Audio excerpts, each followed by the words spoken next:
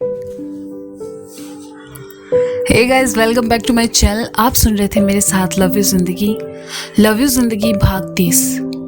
नैना hospital से सीधा office चली आई और चुपचाप अपना काम करने लगी। रुचिका ने नैना को देखा तो पीछे से उसके गले में बाहें डालते हुए कहा, थैंक यू सो मच नैना, तुमने तो आज मुझे बचा ही लिया। मैंने बचा लिया? अरे तुम खुद सही थी और अच्छे लोगों के साथ हमेशा अच्छा ही होता है, लेकिन आज के बाद दूसरों से ज्यादा पहले खुद पर भरोसा करना। नैना ने रुचिका को समझाया। मैं ख्याल रखूंगी नैना, रुचिका ने खुश होकर कहा और उसके बाद सभी अपने अपने कामों में लग गए। शाम को नैना, रुचिका और शीतल तीनों घर के लिए निकल रहे थे कि रुचिका को फोन पर सचिन का मैसेज आया। रुचिका ने फोन काट दिया और बंद करके अपने बैग में रख लिया। दोनों के साथ ऑफिस से बाहर निकल गई। सचिन उस रात के बाद जब सुबह घर पहुंचा तो उसे पता चला कि उसके मंगेतर ने रिश्ता तोड़ दिया है। सचिन के पापा को जब सच्चाई पता चली तो उन्होंने उसे खींच कर 2 थप्पड़ मारे और सुबह सुबह ही वहां से अपने शहर के लिए निकल गए। सचिन अकेला पड़ चुका था। उसने निरंजन सर को फोन लगाया लेकिन उनका फोन भी बंद था। सचिन दिन भर घर में पड़ा रहा। बीती रात उसके साथ क्या हुआ उसे कुछ याद नहीं था, बस ये याद था कि नैना वहां आई थी। सचिन ने अपना बैग खोला, देखा उसमें पेन ड्राइव नहीं है तो वह बौखला गया और यहाँ वहां ढूंढने लगा। उसे अपना भविष्य, अपनी नौकरी और अपनी इज्जत खतरे में नजर आ रही थी। सिर्फ रुचिका ही थी जो इसे उस मुसीबत से निकाल सकती थी और ये सोचकर उसने रुचिका को फोन लगाया, लेकिन रुचिका ने उसका फोन नहीं रिसीव किया। शाम को सचिन अपने घर में परेशान सा यहाँ वहां घूम रहा था। दरवाजे पर किसी ने दस्तक दी। सचिन ने जल्दी से दरवाजा खोला तो सामने रुचिका को पाया। उसके पीछे खड़ी थी शीतल और बगल में खड़ी थी नैना, जो कि बड़े ही जहर अंदाज से सचिन को घूर रही थी। रुचिका को देखते ही सचिन ने अपना रंग बदल लिया और कहने लगा, रुचिका रुचिका, अच्छा हुआ रुचिका तुम आ गई। ये नैना, इसने मेरे साथ धोखा किया।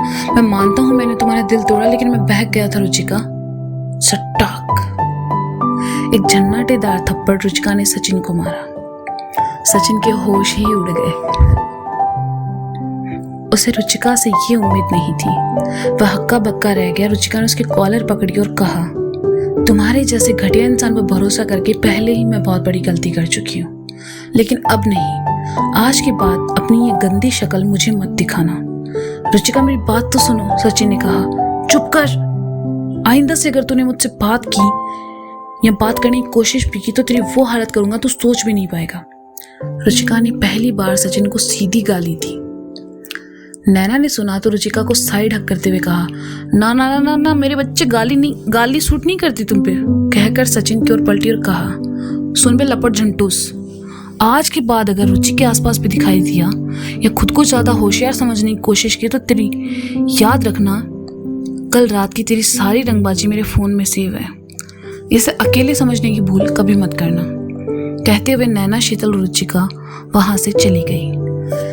जैसे ही तीनों बाहर आई, रुचिका उदास हो गई। उसे उदास देखकर नैना ने कहा, चलो चलकर कुछ खाते हैं, बहुत भूख लगी है।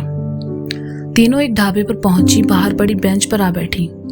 लड़का ऑर्डर लेने आया तो नैना ने तीनों के लिए पराठे ऑर्डर कर दिए। रुचिका नैना और शीतल के बिल्कुल सामने उदास बैठी थी और फिर रोने लगी। उसे रोता देखकर शीतल ने उठना चाहा तो नैना ने उसे रोक लिया और कहा, रहने दे। शीतल को थोड़ा अजीब लगा तो उसने नैना से कहा, यार वो रो रही है, रोने दे, तकलीफ हुई है बेचारी को। जो कचरा फीलिंग्स मन में है उनको बाहर निकलने दे। नैना ने बेपरवाही से कहा तो शीतल चुपचाप रुचिका को देखने लगी। कुछ देर आंसू बहाने के बाद रुचिका चुप हो गई तो नैना ने पानी की बोतल उसकी ओर बढ़ाकर कहा, पी ले। रुचिका ने पानी पिया और बचे हुए पानी से मुंह धो लिया। मुंह साफ करके उसने बोतल वापस नैना की ओर बढ़ा दी तो नैना ने बोतल साइड में रखते हुए कहा, कैसा लग रहा है अब? ठीक लग रहा है। मैं कितनी बड़ी पागल थी यार, रुचिका ने कहा। हाँ वो तो हो ही, प्यार के नाम पर साला कोई भी बेवकूफ बना सकता है तुमको, नैना ने कहा तो शीतल को थोड़ा बुरा लग गया और उसने कहा, यार सब एक जैसे नहीं होते और तुमको प्यार से क्या प्रॉब्लम है? मुझे प्रॉब्लम प्यार से नहीं है बल्कि सचिन जैसे हरामी लोंडों से है जिन्होंने इसे खेल बना रखा है। साला क्यों किसी के प्यार के लिए कोई लड़का या लड़की खुद को बदले? क्यों अपना कैरेक्टर छोड़े? जो जैसा है उसे वैसा एक्सेप्ट करने में इनकी, खैर जाने दो। बहस करना बेकार है।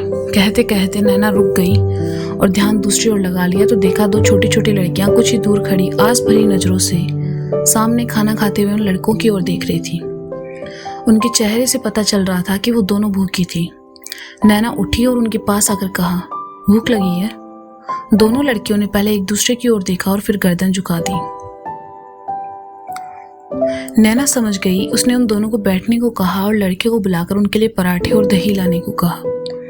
जब तक पराठे आए नैना वहीं बैठकर उनसे बातें करती रही। शीतल और रुचिका नैना और उन बच्चियों को देख रही थी।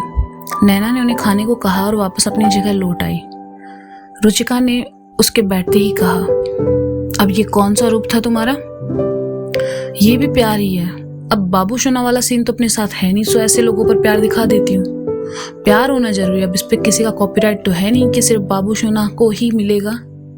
नैना ने एक टुकड़ा तोड़कर खाते हुए कहा, तुम और तुम्हारी बातें दोनों ही अजीब हो लेकिन अच्छी हो। रुचिका ने कहा, गाली वाली जबान को तारीफ का स्वाद मत लगा, टेस्ट खराब हो जाएगा। अच्छा सुनो, अगले हफ्ते वीकेंड पर तुम दोनों मेरे घर चल रही हो, मेरे पापा ने कहा है। नैना ने लगभग ऑर्डर देते हुए कहा, हाँ बिल्कुल, मुझे भी दर्शन करने हैं उनके जिन्होंने तुम्हें जन्म दिया है। रुचिका ने नैना को छेड़ते हुए कहा, जहर बेटा जहर, अभी मेरे पिताजी से ना मिली हो तुम। मेरी अम्मा वो तो कतई मक्खन है, नैना ने कहा और मुस्कुरा उठी। रुचिका ने सुना तो कहा, फिर तो मुझे भी मिलना है उन दोनों से कुछ दिन के लिए ही सही, मम्मी पापा का प्यार मिल जाएगा। कुछ दिन क्यों, तुम जब चाहो उनसे मिल सकती हो, नैना ने कहा तो शीतल ने उसे साइड अप किया और फिर तीनों पराठों पर हाथ साफ करने लगी। पराठे खाने के बाद तीनों घर के लिए निकल गई। अपार्टमेंट पहुंचकर नैना सीधा नहाने चली गई और रुचिका सोफे पर बैठकर सुस्ताने लगी। रात के खाने के बाद तीनों ने नैना के लैपटॉप पर फिल्म देखने का प्लान बनाया। रुचिका और शीतल रोमांटिक फिल्म देखना चाहती थी जबकि नैना को उसमें कोई इंटरेस्ट नहीं था। काफी मिन्नतों के बाद नैना मोहब्बतें देखने को तैयार हुई और 10 मिनट बाद ही सो गई। रुचिका और शीतल ने एक दूसरे को देखा और फिर खुद से कहा, कुछ नहीं हो सकता इस लड़की का। फिल्म देखते हुए उन्हें कब नींद आई पता ही नहीं चला। अगले दिन जैसे ही तीनों ऑफिस पहुंची तो देखा ऑफिस में अफरा तफरी का माहौल है। किसी से पूछने पर पता चला कि ऑफिस में बड़े साहब आ रहे हैं।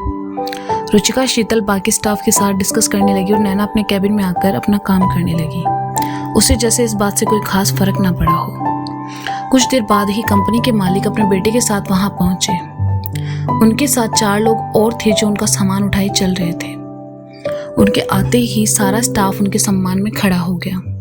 महेंद्र मित्तल इस कंपनी के मालिक थे और उनके साथ खड़ा उनका छोटा बेटा अनुराग मित्तल। उनके आने से ऑफिस में सन्नाटा छा गया। कुछ देर बाद महेंद्र जी आगे आए और कहा, मैं पूछता हूँ आखिर इस ऑफिस में हो क्या रहा है? निरंजन कहाँ है? सर निरंजन सर हॉस्पिटल में है, एक स्टाफ ने आगे आकर नजरें झुकाकर कहा। हॉस्पिटल में है? लेकिन क्यों, क्या हुआ उसे? महेंद्र ने कड़कती आवाज में कहा। लेकिन किसी को पता नहीं था कि निरंजन सर हॉस्पिटल में क्यों है। सबको खामोश देखकर महेंद्र को गुस्सा आ गया। उन्होंने कहा, जवाब दो, मैं बताती हूँ। भीड़ के पीछे से नैना की आवाज आई। सबकी नजर नैना पर चली गई तो नैना आगे आकर खड़ी हो गई। ना उसने बाकी लोगों की तरह नजरें झुकाई, ना ही हाथ बांधकर खड़ी हुई। अनुराग की नजर जैसे ही नैना पर गई उसका दिल धड़क उठा। जिस लड़की को उसने चाय की दुकान पर देखा था उस रात सड़क पर, जिससे डांट सुनी थी, वो कोई और नहीं बल्कि नैना ही थी। ये जानकर कि नैना इसी ऑफिस की है, अनुराग तो मन ही मन खुशी से भर गया, लेकिन अपने जज्बातों को काबू में रखा। नैना को देखकर महेंद्र जी की भवें चढ़ी और फिर उन्होंने कहा, कहो। नैना ने एक नजर वहां खड़ी रुचिका को देखा और फिर कहने लगी, सॉरी टू से सर, लेकिन आपका मैनेजर एक नंबर का घटिया, बेहुदा और लिच्चड़ आदमी है। यहाँ काम करने वाली लड़कियां उसके लिए स्टाफ नहीं बल्कि अपनी गंदी नजर सेकने का सामान है। लड़कियों को उसने अपने बाप की जागीर समझ रखा है। जॉब प्रोफाइल प्रमोशंस के नाम पर उन्हें परेशान करना उनकी आदत है सर। मेरे साथ, मेरी दोस्त के साथ भी ऐसा ही करने का सोचा तो मैंने उसका ट्रीटमेंट कर दिया। फिलहाल वो हॉस्पिटल में है।